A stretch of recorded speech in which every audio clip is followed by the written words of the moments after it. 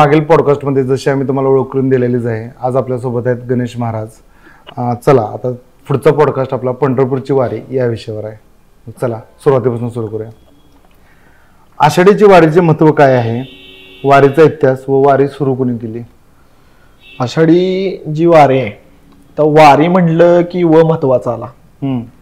तर वारकऱ्याच्या आयुष्यामध्ये 3 वला महत्व आहे. पहिला व म्हणजे वाचन. जेवढं तुम्ही वाचन करा, ग्रंथ सामग्री खूप आहे या वारकरी संप्रदायात, त्यामुळं पहिला व वाचनाला तुम्ही जेवढं वाचन कराल त्याच्यातून तुम्हाला ज्ञान मिळेल. वारकऱ्याचं अस्तित्व म्हणजे वाचनावरती. दुसरा व म्हणजे व्रत. आता व्रत करत असताना एकादशीच व्रत सांगितलं. त्या व्रतामध्ये असं आहे, व्रत करताना व्रतामध्ये 2 व्रत आहेत म्हणजे जे वारकऱ्यांनी पाळावेत. एक म्हणजे सोमवारचं व्रत आणि एक एकादशीचं व्रत. एकादशीचा उपवास असा आहे की दशमी दिवशी म्हणजे एकादशीच्या आदल्या दिवशी संध्याकाळी न काही खाता दुसरा दिवस म्हणजे एकादशीचा तो संपूर्ण दिवस आणि त्यानंतरचा जो दुसरा दिवस येतो त्याला आम्ही बारस म्हणतो. त्याचं पारणं फेडणं म्हणतो. उपवास सोडणं नाही, पारणं फेडणं. म्हणजे पूर्ण एक दिवस कंटिन्यू तिसऱ्या दिवशी तो उपवास सोडायचा असतो, त्याला पारणं फेडणं म्हणतात. हे व्रत आहे. त्याला आपण सोमवारचं जे व्रत करतो त्याला संध्याकाळी उपवास सोडतो. असे हे 2 व्रत महत्वाचे आहेत. आणि तिसरा व म्हणजे वारी. आता तिसऱ्या व मध्ये सांगत असताना वारी ही 2 प्रकारची, एक संतांची वारी, एक देवाची वारी. जसं की संतांची वारी ती वद्य पक्षात असते आणि देवाची वारी ही शुद्ध पक्षात असते. आता एकूण वाऱ्या संपूर्ण जर बघायला गेलं तर 24 आहेत, जशा की 24 एकादशी आहेत. आणि या 24 एकादशीमध्ये जी संतांची वारी त्याला आपण वद्य पक्षातली वारी म्हणतो. आता त्या 12 आणि देवाच्या 12 त्या पूर्ण वाऱ्यांमध्ये 4 महत्वाच्या वाऱ्या सांगितल्या. आणि त्यात सगळ्यात महावारी म्हणजे ही आषाढी वारी. त्या आषाढी वारीमध्ये महत्वाचं सांगायला गेलं तर आषाढी, कार्तिकी, माघ आणि चैत्र अशा 4 वाऱ्या प्रमुख आहे. जो वैष्णव आहे, वैष्णव म्हणू जया अवघी देवावरी वाया. वैष्णव याचा अर्थ जर फोडला तर एकूण वाऱ्या 24, एकादशी 24, ह्या एकादशी 24 आणि म्हणजे 5 एक उपवास आहे. पर्व काळ आम्ही त्याला बोललो जातो आमच्या वारकरी संप्रदायात. पर्व विशेष भागवत धर्मी, नरसिंह जयंती, रामनवमी, वामन जयंती, जन्माष्टमी, उत्तम शिवरात्र. म्हणजे हे जे 24 एकादशीचे उपवास आहेत ते मी मगाशी सांगितल्या पद्धतीने करायचे. त्याच पद्धतीने हे 5 उपवास सुद्धा करायचे. रामनवमी, कृष्ण जन्माष्टमी, त्यानंतर वामन जयंती, नरसिंह जयंती आणि महाशिवरात्र हे 5 पर्व काळ मिळून महाराज झाले एकूण 29. पण या मुख्य वाऱ्यात 4 चैत्र, माघ, आषाढी आणि कार्तिक हे 4 ह्यांना प्राधान्य विशिष्ट दिलं. आणि हे 5 मिळून झाले 9. आणि ज्या राहिलेल्या ज्या एकादशी आहेत त्या 20. ह्या 20चा आणि ह्या 9चा जो अवलंबन करतो त्याला म्हणायचं वैष्णव. म्हणून ह्या वैष्णवांच्या आयुष्यामध्ये वैष्णव 20 आणि 9 या वैष्णवांनी हे वारी केली पाहिजे, हे उपवास धारण केले पाहिजे. हे वैष्णवांना घालून दिलेला संतांनी मार्ग आहे. तर संतांची वारी मी सांगितलं वैद्यमध्ये आणि ही जी आषाढी वारी ही शुद्धमध्ये असते. त्यामुळे प्रत्येकाला जशी जमेल तशी आता काही चैत्र वारीला जातात, काही माघ वारीला जातात, काही आषाढी वारीला येतात. म्हणजे असं प्रत्येकाची वारी ही वाटून घेतलेली असते. ज्यावेळेस आम्ही माळ घालतो त्यावेळेस आमचे गुरु आम्हाला विचारतात की तू वारी कोणती करेल. एकदा तरी आयुष्यामध्ये वर्षभरातून एकदा तरी पंढरीची वारी ही माळकऱ्याला करावी लागते. हा नियम वारकऱ्यासाठी लागू पडतो. आणि मग 24 एकादशी असल्यामुळं 24 वाऱ्या असल्यामुळं तुम्हाला कोणतीही वारी करता येते. संतांच्या असो देवाच्या असो ह्या दोन्ही वाऱ्या कराव्या लागतात. आता वारीचा इतिहास जर बघायला गेलं तर अनाहदी कालापासून ही वारी चालत आलेली आहे. पहिली वारी जर कोणी आणली असेल तर भगवान श्री शंकरानं पहिली वारी आणली. शंकर पार्वती समवेत सर्व कुटुंब पांडुरंगाच्या दर्शनाला आलत, विष्णूच्या दर्शनाला आलत. कारण त्या दोघांचं नातं असं आहे, शंकराचं आणि विष्णूचं. हरिहरा भेद काही करू नका वाद. दोघं एकच आहेत, हरी आणि हरा. फक्त एक वेलांटी, फरक फक्त एका वेलांटीत आहे. नाथबाबांच्या पशी एखादा खळ गेला आणि भांडायला लागला, म्हटला आम्ही शंकराचे भक्त. त्याचबरोबर तिथे एक वैष्णवाचा भक्त आला, म्हणजे आम्ही पांडुरंगाचे भक्त. दोघांच्यात भांडणं लागली. त्यावेळेस सांगतात की बाबा हरिहरा भेद करू नका वाद, आणि दोघांचा प्रश्नाचं उत्तर एकाच अभंगात दिलं. तो अभंग असा आहे, त्रिशूळावरी काशीपुरी चक्रावरी पंढरी. त्रिशूळावरती काशीपुरी आहे, चक्रावरती पंढरी, दोन्ही सारखे सारखे, विश्वनाथ विठ्ठल सखे, एका विभूतीचा गोळा एका कस्तुरीचा टिळा, लावायचा आहे कुठं कपाळाला, एक भरजरी पितांबर एक व्याघ्रांबर, एका अर्धांगी पार्वती एक रुक्मिणीचा पती. दोघांचं सांगत असं शेवट एकनाथ महाराज म्हणतात, एका जनार्दनी हरी हरा, फक्त एका वेलांटीचा फेरा. म्हणून भगवंताचं त्यांचं एक विशिष्ट नातं आहे. म्हणजे शंकराचं आणि विठ्ठलाचं एक वेगळं नातं आहे. रामपूजी सदाशिव भजन करी महादेव. म्हणजे भजन आता बघता तुम्ही, शंकराच्या म्हणजे समाधी लावून तटस्थ, ते तर महादेव आहेत, मग कुणाची आराधना करत असतील तर ते आराधना करतात शंकर विष्णूची, आणि विष्णू आराधना करतात शंकराची. एकमेकांसाठी देवच आहे. अशी ती वारीचा पूर्व इतिहास आहे. त्यानंतर जी वारी चालू झाली, म्हणजे आता हा आषाढी 16 म्हणतो आपण, की तसं बघायला गेलं तर तुकोबारायांचे तिसरा मुलं म्हणजे धाकटे चिरंजीव नारायण महाराज देहूकर, म्हणजे तुकोबारायांचे तिसरं मुलगा, त्यांनी ही वारीची संकल्पना काढली. त्यांनी काय केलं, तुकोबारायांच्या पादुका डोक्यावरती घेऊन आळंदीला आले. आळंदीतली ज्ञानोबारायांच्या पादुका घेऊन एका मार्गे दोन्ही सोहळे एकत्र चालत होते. काही दिवस गेल्यानंतर खंडित पडला तो सोहळा. तुकोबाराय एकटेच तिकडून जाऊ लागले, म्हणजे त्यांच्या वंशात घेऊन जाऊ लागले.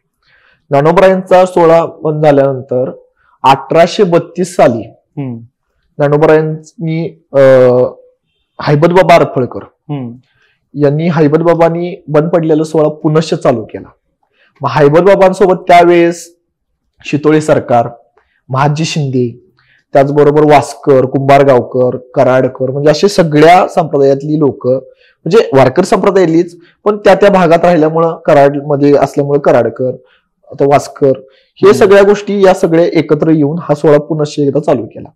त्यावेळेस महाजी शिंदेची जावई शितोळे सरकारांच्या घरातून बाबा माऊलींच्या त्या सोहळ्यासाठी हत्ती घोडे वगैरे दिले होते, त्यांना मान मिळाला होता.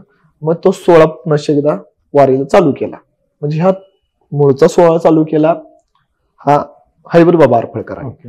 मग त्याचबरोबर हैबतबाबांसोबत माऊलींचे वंश परंपरागत जे चोपदार आहेत, बाळासाहेब महाराज चोपदार असतील, राजा हो चोपदार असतील, म्हणजे या सगळ्यांनी एकत्र येऊन ते आता सोहळा तो चालू आहे. आता त्या अरफळकरांच्यातील सुद्धा त्यांचे जे वंशज आहेत तो अजून सुद्धा सोहळा येतात. सोहळ्याचं जर वैभव बघायला गेलं तर आता एवढा मोठा सोहळा झालाय की रथाच्या पुढे 27 दिंडे आहेत ज्या मानाचे आहेत. रथाच्या पाठीमागे सुद्धा 400-500 दिंड्या चालतात ज्यांना नंबर आहे. आणि अशा मग असंख्य, म्हणजे त्याला गिनतीच नाही एवढ्या त्या सोहळ्यामध्ये बरेच दिंड्या अशा चालत आहेत. आता लाखोनं सोहळा पंढरपूरच्या दिशेने चालत आहे. पंढरपूरच्या भगवंताची आस घेऊन तो आजही सोहळा चालतोय. त्या सोहळ्यामध्ये असं आहे की कोणत्याही जातीचा असू दे, यारे लहान थोर, याती भलती नारी नर, सकळासी येथे आहे अधिकार, कलियुगी उद्धार हरीच्या नामे, फक्त तुम्ही कोणीही या, नटकत यावे, शुद्ध होऊन जावे, दौंडी विटे भावे चोखा मेळा. चोखोबारायांनी सांगावं कुणीही या आणि शुद्ध होऊन जा, एवढी वारीचा आनंद आहे महाराज. या वारीमध्ये एवढा आनंद आहे की 18 पगड जातीची लोक या वारीत चालतात. 18 पगड जातीची लोक एका तंबूत झोपतात. 18 पगड जातीची लोक एका मांडीला लावून जेवतात. म्हणजे एवढा आनंद वारीत आहे. तिथं कमी जास्त, मोठा थोर लहान, धर्म कुळाचा जातीचा यातायाती धर्म नाही विष्णू असा निर्णय हा ऐसा वेदशास्त्री. इथं या वारीमध्ये वारकरी कोणत्याही कुळातला असू दे, धर्मातला असू दे, जातीतला असू दे, इथं भेद नाही. भेदरहित वारी म्हणजे ही माझ्या पांडुरंगाची वारी. पांडुरंग असा देव आहे की तुम्ही ऑल देवांना सगळ्या जावा बघा, त्याचं पायस दर्शन कुठल्या देवाचं नाही, फक्त पांडुरंगाचं पायस दर्शन आहे. अशा पांडुरंगाच्या वारीसाठी तिथं भेदरहित वारी, ही वारी एवढा सुंदर सोहळा चाललेला आहे. त्या सोहळ्यामध्ये शिकण्यासारखं खूप आहे. नक्कीच. माझा देखील एक व्यक्ती अनुभव होता जेव्हा मी पहिल्यांदा वारीला गेलतो लहान मुलगा असो किंवा एकदम वृद्ध असो, हो. मिड एज मान असो किंवा फिमेल असो, सर्वांना माऊली या नावानेच संबोधित केलं जात होतं. म्हणजे प्रतिकुणाला नाव घेऊन बोलावण्याची परंपराच नाही. माऊली म्हणजे काय थोडक्यात, माऊली म्हणजे आई. आणि ज्ञानाई विश्वमाऊली ज्ञानोबराय जरी पुरुष असले तर त्यांना आईच म्हणतात, माऊली म्हणतात. ज्ञानाई माऊली का म्हणतात, बाबा हे आईच्या ठिकाणी माया असते. आई सर्वांच्या वरती प्रेम करत असते. तेच प्रेम ज्ञानोबराय आमच्या वारकऱ्यांवरती करतात. कारण ज्ञानदेवे रचिला पाया उभारिले देवालय, या वारकर संप्रदायाची जी इमारत आहे, संत कृपा झाली इमारत फळाली, ज्ञानदेवे रचला पाया उभारिले देवालय. म्हणजे वारकर संप्रदायाचा पाया जर कोणी घातला असेल तर तो ज्ञानोबरायाने घातला. त्यांनी ज्ञानेश्वरी तुमच्या आमच्या हातात दिली. त्याचा खूप मोठा इतिहास आहे. ज्ञानेश्वरी ज्ञानोबरायांनी सांगितली, सच्चिदानंद बाबांनी लिहिली. काय काय म्हणतात की ज्ञानेश्वरी कुणी लिहिली, आपण सांगतो ज्ञानेश्वर माऊली. ज्ञानेश्वरीने सांगितली, पण मेलेला माणूस जिवंत करून ती ज्ञानेश्वरी लिहून घेतली, हे कोण सांगत नाही. तर ज्ञानेश्वरी सांगितली, ती सच्चिदानंद बाबांनी लिहिली. ज्यावेळेस समाधीला गेले ज्ञानोबराय, त्यांनी वेळेस ज्ञानेश्वरी घेऊन गेली. मग ही आमच्यापर्यंत पोहोचवली कुणी. तर वारकर संप्रदायामध्ये 2 स्वप्न अशी आहेत की त्या स्वप्नामुळे हा वारकर संप्रदाय मोठा आहे. तर स्वप्नामध्ये काय काय घडू शकतं हे तुम्हाला सांगतो. स्वप्नामध्ये एक स्वप्न पडलं पैठणच्या नाथबाबांना, दुसरं स्वप्न पडलं तुकोबारायांना, जे देहूला असतं. ते देहूच्या स्वप्नामध्ये आणि नाथबाबांच्या स्वप्नामध्ये झालं काय, इकडं पैठणच्या स्वप्नामध्ये विश्वमाऊली ज्ञानोबराय स्वतः पैठणच्या नाथबाबांच्या स्वप्नात गेले आणि सांगू लागले, आजान वृक्षाची मुळी कंठाशी लागली, येऊनी आळंदी काढावी. निमित्त आजान वृक्षाच्या मुळीचं होतं, पण त्यांच्याकडून काहीतरी वेगळं घडवून घ्यायचं होतं. कारण ज्ञानी याचा एकांना ज्ञानेश्वर माऊलींचाच अवतार एकनाथ महाराज, आणि तुकाराम महाराज म्हणजे नामदेवरायांचा अवतार तुकोबाराय. तुकाराम महाराजांना सुद्धा स्वप्न पडलं. इकडे ज्ञानोबराय स्वप्नात जाऊन सांगितल्याबरोबर एकनाथ महाराज आले, आळंदी म्हणजे आळंदीमध्ये प्रवेश केला. पाहता तर समाधी काही भेटत नव्हती, सिद्ध भेट होत ते सगळीकडं समाधीच आहेत. कुठली नेमकी यातली ज्ञानोबरायांची, म्हणून एका झाडाला ते थांबवलं, बसले, विचार केला, डोळे झाकले. त्यावेळेस ज्ञानोबरायांनी सांगितलं मी कुठे आहे. त्यावेळेस मग पुन्हा गेले, एक उठविला नंदी शिवाचा ढवळा, तिथून उघडलेली शिळा आणि आतमध्ये जाऊन आजान वृक्षाची मुळी तर काढली, पण त्याचबरोबर ज्ञानोबरायांनी त्यांच्या हातामध्ये ज्ञानेश्वरी दिली एकनाथ महाराजांच्या, आणि एकनाथ महाराजांनी ती शुद्ध करून तुमच्या आमच्यापर्यंत पोहोचवली. ते दुसरं स्वप्न इकडं तुकोबारायांच्या स्वप्नामध्ये बाबाजी सद्गुरु दास तुका सत्यगुरुरा एक कृपा माझ केली परी नाही घडली सेवा काही, सापडली वाटे जाता गंगा स्नाना मस्तकी तुझा ना ठेवला कर, भोजना मागती तुप पावशर पडला विसर स्वप्ना माझी. म्हणजे स्वप्नात घडलं. राघव चैतन्य केशव चैतन्य सांगितली खुन माळकेची, बाबाजी आपुली सांगितले नामान मंत्र दिला राम कृष्ण हरी. म्हणजे वारकर संप्रदाय मोठा होण्यापाठीमागचं कारण हेच, या 2 साधू संतांच्या स्वप्नामुळे ज्ञानेश्वरी सारखा ग्रंथ मिळाला आणि रामकृष्ण हरी हा मंत्र मिळाला, म्हणून हा सर्वश्रेष्ठ वारकर संप्रदाय. या वारकर संप्रदायात सर्व पंथ आहेत, सगळे एकत्र आहेत. जर पाहायला गेलं ही वेगवेगळ्या पंथातले लोक आहेत. माझे ज्ञानोबराय नाथ संप्रदायातले आहेत, त्याचबरोबर दत्त संप्रदायातले एकनाथ महाराज आहेत, स्वरूप संप्रदायातले नामदेवराय आहेत, आणि चैतन्य संप्रदायातले तुकोबाराय आहेत. हे 4ही संप्रदाय एकत्र येतात, त्याचं नाव आहे वारकर संप्रदाय. हा वारकर संप्रदाय खूप मोठा आहे. या वारकर संप्रदायाला भेटलेली जी ग्रंथ सामुग्री ही कोणत्याच याच्यामध्ये नाही, संप्रदायामध्ये नाही. कारण वारकर संप्रदायामध्ये एवढी ग्रंथ आहेत.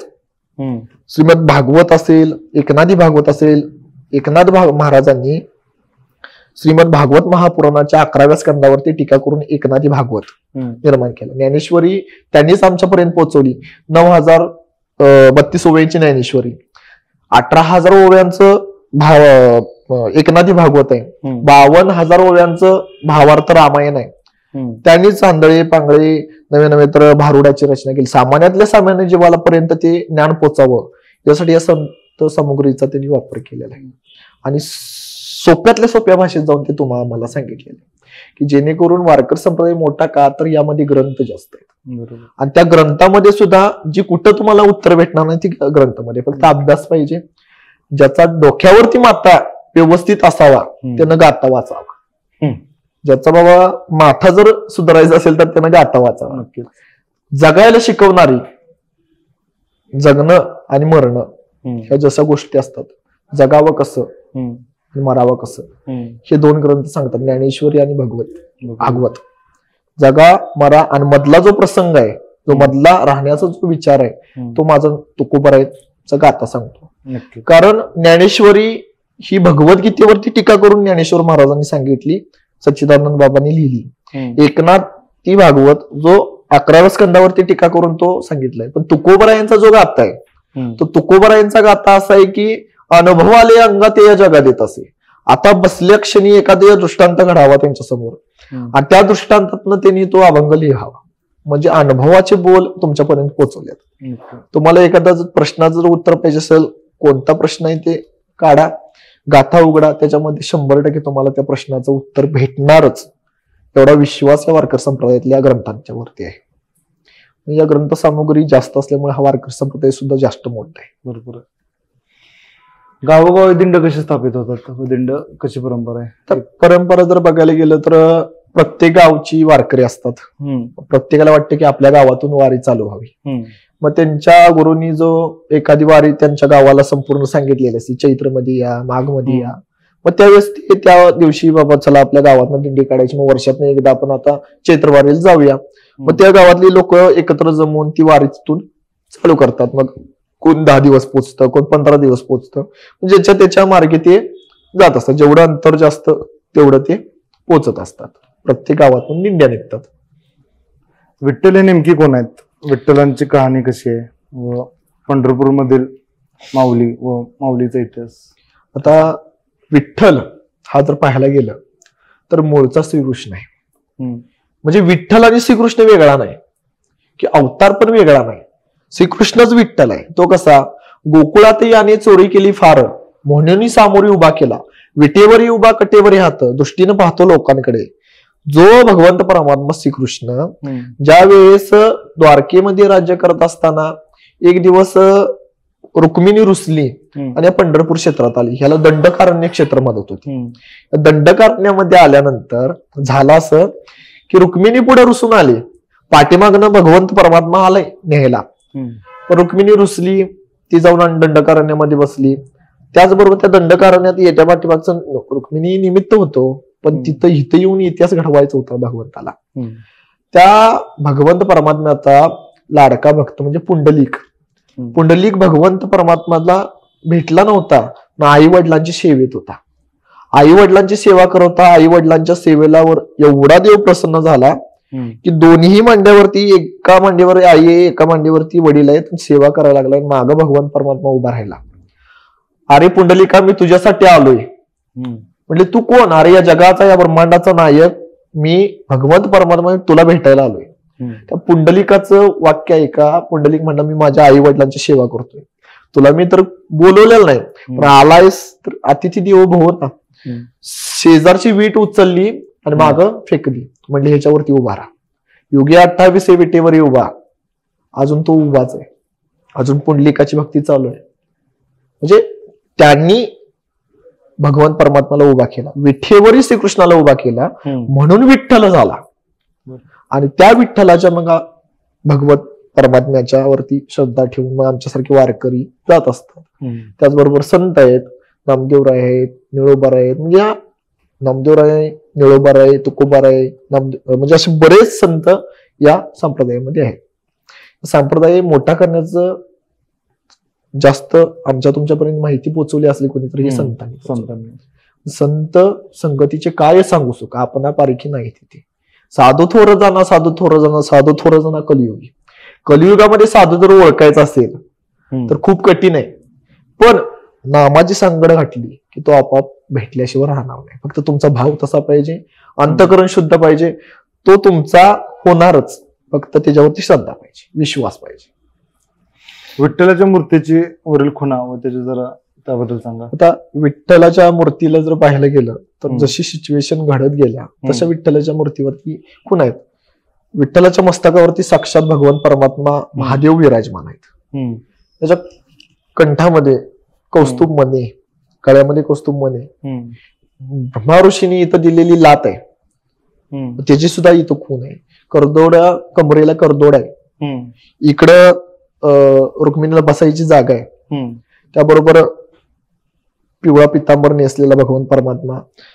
जर पायामध्ये पाहायला गेलं तर एका दासीनं तिचा गर्वहरण करण्यासाठी, दासीनं भगवंतीला वाटल्या गर्व होता सौंदर्याचा, मी एवढी सौंदर्य आहे, माझी एवढी म्हणजे सुंदरता आहे, त्याला गर्व होता.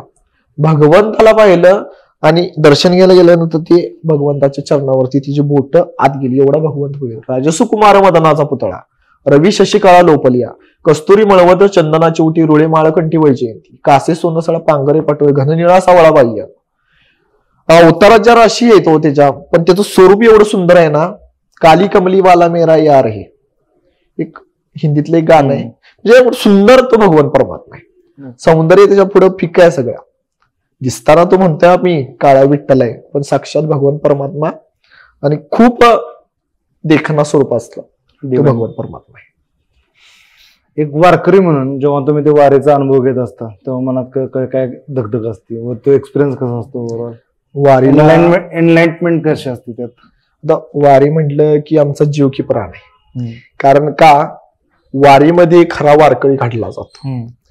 आता ज्यावेळेस आम्ही आळंदी ते पंढरपूर जात असतो त्यावेळेस प्रत्येकाची दिंडी, प्रत्येकाचं भजन, प्रत्येकाचं कीर्तन असं असतं. आता वारीमध्ये अभ्यासात्मक जर घ्यायचं असलं तर भजन कीर्तन होत असतं. प्रत्येक दिंडीमध्ये भजन असतं आणि माऊलींच्या तळावरती म्हणजे जिथं माऊली मुक्कामाला असतात तिथं असा परिस्थिती असते की माऊली आली की जे मानकर आहे ते सगळे आत असतात. वास्कर असो, आरफळकर असो, ते चोपदार असो किंवा ज्यांचा मान आहे ते आत असतात. पूर्ण समाज बाजूने उभा राहिलेला असतो. माऊलींची आरती होती, दिवसभर माऊली चालून आलेली असते, संध्याकाळी आरती होती. आरती झाली की थोडाशी विश्रांती म्हणजे 5 ते 10 मिनिटाची विश्रांती घेतोय, तोपर्यंत कीर्तन चालू होतं.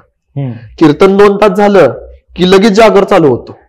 जागर पूर्ण रात्रभर 3:30 वाजेपर्यंत. तिथून पुढे लगेच काकडा चालू होतो. त्यालाही वारकरी आमचे येतात. काकडा चालू झाला, काकडा संपला की परत माऊली 6 वाजता निघते. म्हणजे दिवसभर चालून हे सगळे नियम करणारे सुद्धा वारकरी अजून आहेत. त्यांना झोप ती नाही. भजनामध्ये आता आमच्या छोट्या माऊली, छोट्या कदम माऊली म्हणून आहेत आमच्या आळंदीच्या, परवा आमची भेट झाली. काय महाराज कसं काय चाललंय बोलत असताना माऊली म्हणल्या, म्हटलं फराळाचं झालं का? माऊलींचं उत्तर एवढं सुंदर होतं. माऊली म्हणल्या की भजन करूनच पोट भरलं, आता काय जेवणाची किंवा फराळाची काय अपेक्षा राहिल्या नाही. एवढा भजनावरती प्रेम करणारे सुद्धा आमच्या वारकरी संप्रदायामध्ये लोक आहेत आणि त्यांच्याकडे बघून आमची ऊर्जा शक्ती वाढत असते. नक्कीच. आणि मग वारीचा जर इतिहास ह्या अशा पद्धतीनं अनुभवायला जर गेलं तर जसं की आपण आताचं युग हे कलियुग आहे. कोणी जर जवळ नसलं तरी मोबाईल फक्त जवळ पाहिजे. जसं त्या मोबाईलला चार्जर केलं तर ते 100% टिकतंय आणि आपण वापरू शकतो. तसं वारकऱ्याचं जर चार्जिंग जर म्हणाल तर ही वारी तो फुल चार्जिंग होणार वर्षभर अगदी आनंदात. पुन्हा ते चार्जिंग उतरले परत वर्षभर वारी वाट बघत असतो. भेटी लागी जीवा, जसं भगवंत परमात्मा सुद्धा आम्हाला भेटायला तयार आहे. नामदेवरायांच्या थ्रू भगवंतानं अभंग सांगितलं, आषाढी कार्तिकी विसरू नका माझं, सांगत असे गुज पांडुरंग. म्हणजे साक्षात भगवंत सांगतोय की वाट पाहे उभा भेटीची आवडी, कृपाळू तातडी उतावीड. म्हणजे तो भगवंत आमची वाट बघतोय की माझे वारकरी माझ्यापर्यंत कधी येतात, की मला भेटतात कधी. आणि त्याच भगवंत परमात्म्याचं उत्तर आहे पुढं की तुम्ही जाता गावा, एकदा भेट झाली की तुम्ही माझ्यापासून लांब जाता, हुरहुरी माझे जीवा. म्हणजे मला हुरहुर वाटतंय. एवढं भगवंताचं आणि या वारकऱ्यांचं प्रेम आहे. वारकरी आणि भगवंत, माळकरी आणि भगवंत हा कधी वैष्णवा संगती सुख वाटे जीवा. सुख जर पाहिजे असेल तर वैष्णव व्हावं. आणि खऱ्या अर्थानं त्यामध्ये पाण्यात पडल्याशिवाय पोहता येत नाही. तसं त्याचा जर अनुभव घ्यायचा असेल तर प्रत्येकानं वारीला यावं, अनुभव घ्यावा. आणि अनुभव आला की मग प्रत्येकाला आयुष्य समजून जाईल की जगायचंय काय. वारकरी मोठा असू दे, छोटा असू दे, लहान असू दे, थोर असू दे, आबला असू दे, स्त्री असू दे, पुरुष असू दे. माऊली स्त्रीवाचक शब्द, माऊली तू ज्ञानोबा आहे पुरुष आहेत, पण स्त्रीवाचक शब्द लहानाला सुद्धा, मुलाला सुद्धा, स्त्रीला सुद्धा, पुरुषाला सुद्धा माऊली या शब्दानं बोलतात. एक आदर व्यक्त प्रेमानं, हा माऊली हे घ्यावं, माऊली ते करावं, माऊली जेवला का. म्हणजे हे आदर जो आहे तो तुम्हाला घरात बघायला भेटणार नाही किंवा समाजात सुद्धा बघायला भेटणार नाही. तो भेटेल फक्त एकाच ठिकाणी, ती म्हणजे वारी. आणि ती जर वारी अनुभवायची असेल तर आषाढीला या, कार्तिकीला या, किंवा तुम्हाला जी घडल ती वारी करा, फक्त वारी महत्वाची करा. नक्कीच. आजकाल आयुष्य फार फास्ट झाले. लोक कॉर्पोरेट लाईफ मध्ये आहेत, बिझनेस जॉब त्यांनी करतात, स्वतःसाठी टाइम नाही. मग कुठेतरी वारीची परंपरा कमी कमी व्हायला लागल्या, लोकांना वेळ नसल्यामुळं, की आहे तशी आहे? नाही, असं काय नाही. यंगस्टरच्या पॉइंट ऑफ व्ह्यू पाहत असाल तर बघा, जो पहिला जो काळ होता त्यावेळेस लोक कमी होती वारीला. आताच जसा जसा काळ वाढत चाललाय, आपल्याला वाटलं पाहिजे की आपण म्हणणं साहजिक आहे ना की कमी होत चालले काय, कमी नाही होत चाललेली, उलट वाढत चालले वारी. खूप वारीमध्ये लोक वाढायला लागलेले आहेत. आज जर बघायला गेलं, माझा अनुभव तुम्हाला सांगतो की महाराष्ट्रीयन लोक तर आहेत पूर्ण, अक्षरशः खानदेशातनं, मराठवाडा, विदर्भ इथून तर लोक येतातच. आपला महाराष्ट्र सोडला तर आपल्या भारतातली सुद्धा लोक येतात. भारताच्या बाहेरची म्हणजे ऑस्ट्रेलियाची सुद्धा लोक येतात. आता चेन्नईचे माझे काही मित्र आहेत, ते चेन्नईवरून वारीला येतात. त्याचबरोबर ऑस्ट्रेलियातली सुद्धा बाबा महाराज सातारकरांच्या दिंडीमध्ये 30 नंबर मागं रथापाठी मागं चालते दिंडी, त्या दिंडीमध्ये चेन्नईची लोक सुद्धा आहेत. त्याचबरोबर ऑस्ट्रेलियावरनं सुद्धा लोक चालायला येतात आणि पूर्ण कंटिन्यू ते ही 21 दिवसाची वारी पूर्ण करतात. अक्षरशः त्या वारीमध्ये म्हणजे माझा अनुभव सांगतो, संपूर्ण असं हे असतं, म्हणजे पाऊस पडत असतो, कुणाला झोपायला जागा नसते, तंबू फाटलेले असतात, पुढे वरून म्हणजे पाऊस वगैरे सगळ्या गोष्टी आहेत. मग आता त्या घाणीत झोपायचं कसं? पण वारकर संप्रदायामध्ये असं आहे की ती घाण पाहिली जात नाही, भाव पाहिला जातो. आणि मग ती तिथेही झोपतात लोक, सगळे ऍडजस्ट करतात. मी मोठा लहान तिथं पाहिलं जात नाही. सकळासी येथे आहे अधिकार, सगळ्यांचा अधिकार तो महत्वाचा असतो. मी एवढं कमवतोय तेवढं कमवतोय, मग इथं कसं झोपू, कुणाचाच भाव तसा होत नाही. वारीत आलं ना सगळ्या गोष्टी घडून जातात, आपोआप त्याचं मन बदलतं. मन पलटण्याचं काम वारी करत असते. वारी ही माणसाच्या आयुष्यात घडावी, करावी, त्याशिवाय परमार्थ कळणार नाही. साधारण लोकांची आता 21 दिवस वारी असते, लोकांची जेवणाची व राहण्याची सोय कशी असते त्यामध्ये? आता प्रत्येक दिंडीचे प्रत्येक मुख्य जे आहेत, जे चालक मालक म्हणतो आपण, त्यांनी त्यांच्या रिलेटिव्ह सगळ्यांनी जेवण घेतलेलं असतं, नाश्ता घेतलेला असतो. त्यांच्या मुक्कामाच्या ठिकाणी त्या लोकांनी, काही दानशूर खूप आहेत, दानशूर एवढे आहेत की प्रत्येक जण येतोय आणि दिंडी चालकाला म्हणतोय की आमचं जेवण घ्या, आमच्या वारकऱ्यांना आमच्याकडून सुद्धा काय तर देणे, म्हणजे खूप देण्याची इच्छा आहे सगळ्यांना.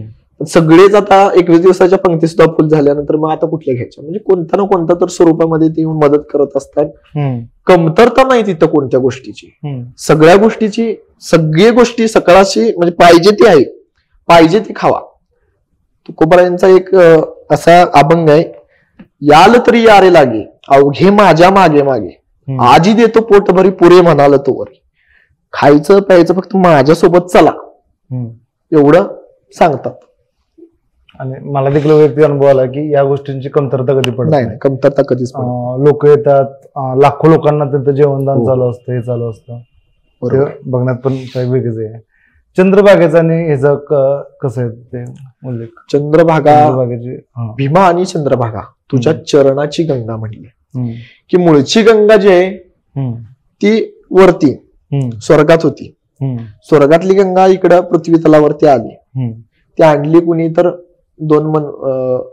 दोघांचं खूप भाग्य आहे त्याच्यासाठी, खूप कष्ट आहे त्याच्यासाठी. एक भगीरथ राजाने ही गंगा आणली, त्याच्या 3 पिढ्या गेल्या, तो खूप इतिहास मोठा आहे. ती गंगा पवित्र अशी, पण आमच्या पांडुरंगाच्या पुढे जे आहे चंद्रभागा, तिला साक्षात गंगाच आहे. तिच्यात जरी स्नान केलं तरी त्या सगळ्या त्रिविध तापाची झाली बळवण. त्या पद्धतीनं ही गंगा आणि चंद्रभागा ह्या काही वेगळ्या नाहीत. तीच गंगा, तीच चंद्रभागा, भीमा आणि चंद्रभागा तुझ्या चरणाची गंगा, साक्षात भगवान परमात्म्याच्या चरणाचीच गंगा आहे. वामन अवतारामध्ये जो 3 पावलं जमीन मागितली, तो पायी जो आहे तो देवलोक छेदून ब्रह्मलोकामध्ये गेल्यानंतर ब्रह्माने ओळखले की माझ्या जगाच्या मालकाचा पाय, माझ्या बापाचा पाय. कमंडलोटलं पाणी घेतलं, ते अर्पण केलं, त्याच्यातला जो ओघ घसरून आला ती म्हणजे गंगा आहे, म्हणजे तुझ्या चरणाची गंगा. आणि विष्णू हाच पांडुरंग आहे, त्यामुळे ती गंगा म्हणजे भीमा आणि चंद्रभागा तुझ्या चरणाची गंगा. कीर्तन कीर्तनकार व कीर्तनची परंपरा महाराष्ट्रात किती मोठी आहे, महाराष्ट्राच्या बाहेर कितपत पोचली आहे? आता कीर्तन परंपरा जर पाहायला गेलं तर कीर्तन ही महाराष्ट्रामध्ये होतात, बाहेर सुद्धा होतात. तर प्रसार आणि प्रचार जर कोणी केला असेल तर नामदेवराय पंजाब प्रांतात पर्यंत गेले. त्यांचे पंजाबमध्ये अजून सुद्धा नामदेवरायांना मानतात. पंजाबी जी लोक आहेत, जे शीख बांधव आहेत, ते अजून सुद्धा नामदेवला मानतात. त्यांच्या धर्मग्रंथामध्ये नामदेवरायांचा उल्लेख येतो. त्यांच्या पहिल्या पानावरती नामदेवजी की गाथा म्हणून त्यांचे अभंग सुद्धा ठेवलेले आहेत. म्हणजे ही कीर्तन परंपरा नामदेवरायांनी, नामदेव कीर्तनकरी पुढे देव नाची पांडुरंगा, नाचता नाचता देवाचा गळला पितांबर. नामदेवांच्या कीर्तनामध्ये साक्षात भगवंत परमात्मा नाचायचा. एक दिवशी नाचता नाचता देवाचा पितांबर गळून पडला. त्यावेळी सावध वारे देवायसे बोले कबीर. मुस्लिम असणारे कबीर नामदेवराय शिंप्यांचे, म्हणजे इथं कुठल्या जाती कुळाचा धर्माचा विचार नाही, सगळाशी येथे आहे. या कीर्तन परंपरेमध्ये ज्ञानोबाराय असतील, तुकोबाराय असतील, नामदेवराय असतील, या सगळ्यांनी कीर्तन परंपरा स्थापन केली. नामदेवरायांनी ती बाहेर नेली. ज्यावेळेस नामदेवराय, ज्ञानोबाराय ज्यावेळेस भ्रमंती करण्यासाठी बाहेर गेलते, वारी करण्यासाठी बाहेर गेलते, त्यावेळेस जिथं जिथं जाऊन त्यांनी तो धर्माचा प्रचार प्रसार केला. कीर्तन परंपरेचा प्रचार प्रसार केला, गाथ्याचा प्रचार प्रसार केला.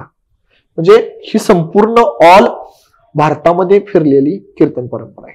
आजही कीर्तनं होतात, पूर्ण महाराष्ट्राच्या बाहेर होतात, भारताच्या सुद्धा बाहेर होतात. काही काही इंग्लिश मधून सुद्धा आता कीर्तन करायला लागलेत, करतात सुद्धा. म्हणजे का तर तिकडच्या लोकांना समजत नाही कीर्तन. आता इंग्लिश ही भाषा असल्यामुळे बऱ्यापैकी समजते, त्यामुळे इंग्लिश मधून सुद्धा कीर्तन होतात, हिंदी मधून सुद्धा होतात, मराठी मधून सुद्धा होतात, कर्नाटकमध्ये कन्नड भाषेत सुद्धा होतात, तमिळ भाषेत सुद्धा होतात. म्हणजे प्रत्येकाने कीर्तन परंपरा जपलेली आहे. कीर्तनकाराचं जीवन कसं असतं, त्याने कोणते नित्यनियम पाळावे, कोणत्या गोष्टी कराव्या व कोणत्या करू नयेत? आता कीर्तनकार म्हणलं किंवा माळकरी जरी म्हणलं तर त्यानं सकाळी लवकर उठावं, आंघोळ करावी, स्नानविधी आपला आटपावा, त्यानंतर तुळशीला पाणी घालावं, माळाचा जप करावा, नामस्मरण करावं. त्याचबरोबर दिवसभर आपला जो काम आहे, कामामध्ये काम, मुखामध्ये नाम, कर्म सोडा असं सांगितलं. असोनी संसारी जीवे वेगू करी, वेदशास्त्रो बारी भाई असं. तुम्ही काम करा, फक्त त्या देवाचं नाव सतत घ्या. आणि काम झालं की संध्याकाळी आलं की बाबा देवापुढे अगरबत्ती लावा, दिवा लावावा, दर्शन घ्यावं, हरिपाठ वाचावा, ग्रंथ वाचावा. ही परंपरा त्याच्या दृष्टिकोनातनं त्याला जेवढा वेळ भेटेल तेवढं ते करावं. कीर्तनकाराचं जर म्हणाल तर कीर्तन करणं म्हणजे काही सोपं नाही. कीर्तनात अभ्यासाला खूप महत्व आहे, पुरावाला महत्व आहे. कारण पुरावा सांगितल्याशिवाय कुठली बाबू आम्ही बोलतो, ज्ञानोबारायांच्या ओळीवरती बोलतो, हा पुरावा आहे. तुकोबारायांच्या अभंगावरती बोलतो, हा पुरावा आहे. त्याला सगळ्याची सांगड घालून तो पुरावा पटवून द्यावा लागतो. कारण पुढे बसलेला समाज हा हुशार आहे. बरोबर. तो कसा हुशार आहे आणि समाजापर्यंत ते ज्ञान पोचावं. समाज काही अध्यात्मच ऐकत नाही, तो व्यवहारासाठी सुद्धा आलेला असतो. म्हणजे प्रत्येक क्षेत्रातली लोक असतात, त्या प्रत्येक क्षेत्रातल्या लोकांना तिथं पण ते ज्ञान पोचावं त्यांच्या परीनं. यासाठी कीर्तनकाराची म्हणजे खूप अभ्यासात्मक दृष्टिकोनातून वाटचाल असते. साधारणपणे किती लोक येतात वारीला? साधारणपणे आता पाहायला गेलं तर आषाढी वारीला जवळजवळ लाखोच्या संख्येनं आहेत लोक. किंतीच करता येणार नाही एवढे लाखोच्या संख्येनं लोक आहेत. लाखभर माणसं आता वारीमध्ये आहेत. लाखोनं म्हणजे भरपूर वाढली असतात. नक्कीच. आणि आनंद आहे त्यामुळे सगळे येत असतात. त्यामध्ये हौशे, गौशे, नवशे, नित्यनेमानं भजन करणारे, नित्यनेमानं चालणारे, वारी करणारे. काही काहींची ही आषाढीच वारी नाही. काय काय आमचे वारकरी असे आहेत की आळंदी ते पंढरपूर सारखी वारी चालू आहे. शुद्धला तिथं आहेत, वद्याला इकडे आहेत. चालत वारी चालू आहे वर्षभर, खंडच नाही त्यांच्या वारीत. असे पण काही वारकरी आहेत. साधारणपणे दर्शन व्हायला किती वेळ लागतो? दर्शन व्हायला कसं वारीमध्ये आता बघताय, जसा पांडुरंग एवढा मोठा आहे, एवढा देव अस्तित्व त्याचं मोठं आहे की त्या पांडुरंगाला भेटायला ऑल भारतातनं लोक येतात. मग आता गर्दी खूप असते, त्यामुळं कधी कधी 12 तास लागतात, कधी कधी 8 तास लागतात, कधी कधी 4 तास लागतात. म्हणजे जशी गर्दी असेल त्या पद्धतीनं ते दर्शन. पण महत्वाचं काय, त्या पंढरपूर क्षेत्रात जरी गेलं, त्याच्यामध्ये पाय जरी ठेवला तरी भगवंत भेटल्याचं समाधान मिळतं. नक्की. वारकऱ्याची फक्त एवढंच की त्या क्षेत्रामध्ये जाणं, तिथं दर्शन घेणं, तिथल्या माथीला जरी हात लावला तरी माझ्या पांडुरंगाच्या पायाला दर्शन घेतल्यासारखं ते भाग्य मिळतं. नक्कीच. म्हणजे एवढा अनुभव किंवा त्याची क्षमता तशी झालेली आहे की विचार करण्याचा दृष्टिकोन तसा झालेला आहे. कारण वारकऱ्याला भगवंत हा सगळीकडे चाराचारात दिसतोय. तो कुठे नाही, तो मूर्ती मंदिरातच आहे असं नाही, तो तुमच्यात बघेल, माझ्यात बघेल. आता मध्ये कोरोनाची वारी चालली होती, तुम्हाला माहिती आहे. त्यावेळेस एक बाबा सर आपल्या दर्शनाला गेले, त्यांना आतमध्ये पंढरपूरमध्ये सोडलं नाही. पण त्यांनी काय केलं, ज्यानं सोडलं नाही त्या पोलिसाच्याच पायात दर्शन घेतलं. म्हणले बाबा तू पोलिसाच्याच अवतारामध्ये मला दर्शन दिलं. त्यांचा तो भाव निर्माण झाला. म्हणजे एवढं सुद्धा वारकऱ्यांच्या विषयी प्रेम, भगवंत परमात्म्याचं, भगवंत प्रेम म्हणजे भगवंताच्या विषयी प्रेम असल्या कारणानं त्यांना सगळीकडे देवच दिसतो. म्हणणं पण आहे भगवंत कणाकणात असतो. हा, मग आजचा पॉडकास्ट खरंच फार इन्फॉर्मेटिव्ह झाला. मनापासून भरपूर शिकायला भेटलं. असेच आपण भविष्यात देखील करू. हो. मग आज वारीचं एवढं तुम्ही आम्हाला अमूल्य ज्ञान दिल्याबद्दल मनापासून धन्यवाद. आमच्याकडनं तुम्हाला छोटीशी भेट. मग मित्रांनो, आजच्या वारीचे स्पॉन्सर्स आहेत संजय कोरे अण्णा व आमचे बाबा. धन्यवाद. रामकृष्ण.